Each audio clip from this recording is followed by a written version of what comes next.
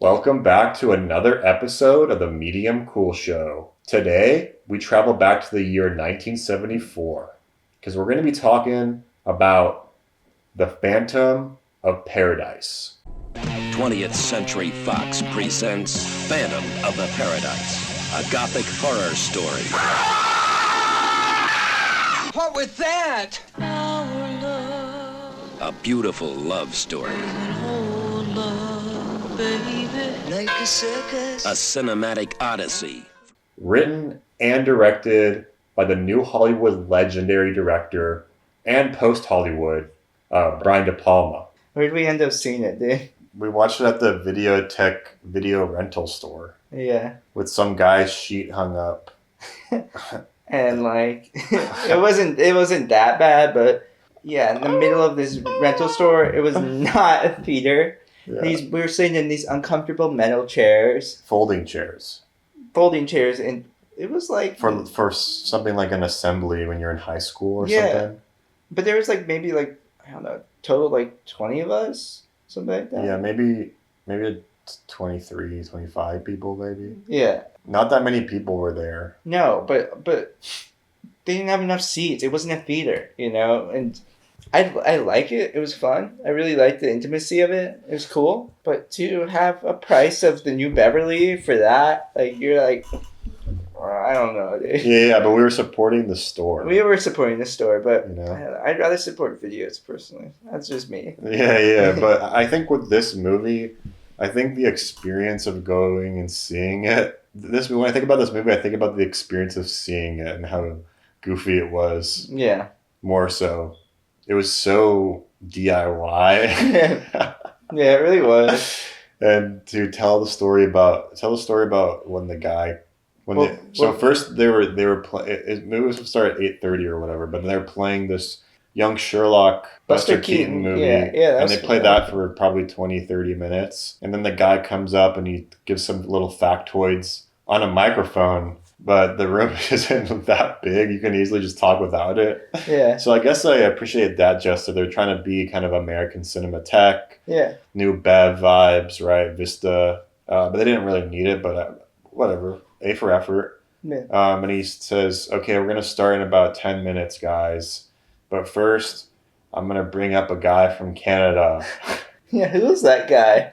He is a guy from Canada who's been apparently a customer of Videotech for 20 years. Uh-huh. He saw this movie in Canada, and it's one of his favorite movies. Does he live in Did he live in Canada, or do you like fly here to watch this? Or does he live in LA? He just happens He to lives be in LA, Okay, yeah. but he's from He's just a dude. Winnipeg or something. Yeah, he's just a And guy. He watched it when he was a kid, and he watches it. He's seen it a lot, and he said this is the most entertaining rock musical of all time. I could see that. It was pretty good. Yeah. Like getting the movie itself, like I wish I was a little more comfortable when I watched it. yeah. We could have watched it here. I could have just to seen do myself it. really, really enjoying it. Yeah. But I didn't really, really enjoy it. I kind of was just thinking about how I want to get out of these chairs.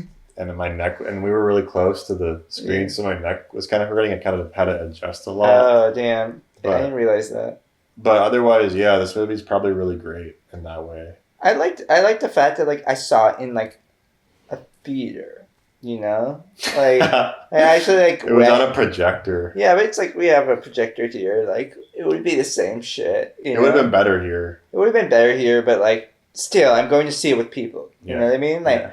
I got the dude from Canada behind me laughing at everything. Like that kind Yeah, of. there was a lot of laughs in the movie. Yeah, it kind of enhances I it. might have laughed like maybe once or twice, kind of like a subtle thing, but I wasn't going insane in the theater Yeah, like everyone else was. but it was ridiculous still, the movie itself, and I appreciated that. But some people laugh at something because they want people to know that that's really good.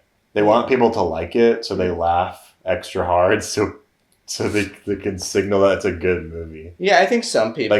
When they laugh, they're like, "Isn't this a really funny movie, guys?" Yeah. Oh my god, I'm right. And it's Yeah. psychological manipulation. Yeah, I think some people, but I genuinely think like there are a lot of people there, like that guy from Canada who was like, I fucking love this movie.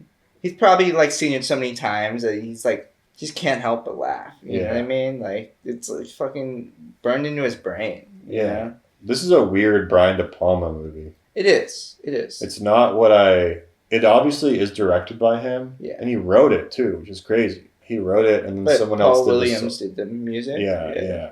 The guy who paid for this movie, he was an independent producer named Edward Pressman. He produced it for $1.2 million. And lucky for him, fucking 20th Century Fox picked it up for $2 million. And the movie made $200,000 when they released it. 200,000? Yeah. Oh my god, dude. But the guy got $2 million plus a percentage of the gross.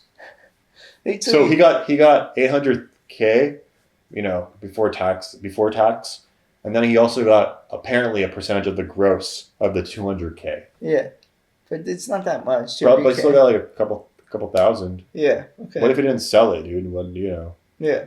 But that's pretty cool. He took the W. It was a good business call. Yeah, I guess so. But it's a good movie. Like I genuinely like this movie. Like, and then it became a cult midnight movie, which I can see because I can see how it became a midnight movie because it has that sort of Rocky Horror Picture Show type vibe to it. It's really wacky and kooky and random, right? But I can see why it flopped just because in that way. It's such a random ass movie. It's super kooky, but it's really well made. It has the Palma flair, his style. Yeah. Split screens. It's just really, I was actually a little bit flabbergasted by everything that was going on in the picture. Yeah. But yeah, sorry. No, I was going to say the same thing. Like, I feel like I never see a Palma movie, at least in the 70s, where he misses. He always brings, like, a certain level of professionalism to his movies where you're like, going into it that it's going to be, like, it's going to be concise. It's going to be crafted well. The story's going to make sense, and I kind of like that. And he always has fun with it too. Yeah. Like, think about like Obsession. Like, well, the fuck, he could have made that movie so boring, but he decided to like have camera movement in every single shot. You know what I mean? Like, he's clearly like he's a filmmaker at his core. Yeah, and he understands the predatory nature of the music industry. Yeah, which is it was so accurate in that way, but they tell it in such a metaphorical it's like fashion. But that's really what happens is that people become basically enslaved in the music industry, and the actual artists are the ones taken advantage of and get the least amount out of it. Yeah. Right? Yeah. And I thought that was really interesting too. And the Phil Spector character, Swan, I love. That's the best character, I think, in the movie. And Phil Spector? Phil Spector was a record producer for the Stones and stuff back in the 70s. Was he kind of like who they based this off of? Yeah, I think so, yeah. Damn. Yeah. Damn. And also Jessica Harper. I love Jessica Harper. Suspiria, Stardust Memories, movies I really both really like. Mm-hmm. And that was kind of a reason also why I went to go see it because I like her a lot. She's good. Yeah. She's a little button, Yeah. I like the descent into madness for the main character. I think that's the thing that really drew me into it. Like, he's just this dude who fucking happens to be the janitor at the club where they like show like potential musicians or whatever, and he just writes really good songs and he's like really into it and really hopeful, and then he just gets fucking destroyed by the music industry, just like physically too. Yeah. And he goes to prison. He like fucking loses all his teeth and shit. Like, he turns into like the Phantom of the Opera, but the Phantom of like the rock opera. Yeah. And I love that. I love that shit. I just love how like crazy he goes, and like the character's just so like a little goblin, like. But I love that. Yeah, it's a wacky, goofy Phantom of the Opera. Yeah. And also Faust. The themes of Faust is in it, and that's his actual music piece. Yeah. Is based on Faust. Mm-hmm. And another new Hollywood gem. Yeah, seriously. You guys should check it out. If you're into comedies, if you're into musicals, if you're into horror, it's definitely up your alley. Like, this is a wild movie to check out. It's worth it.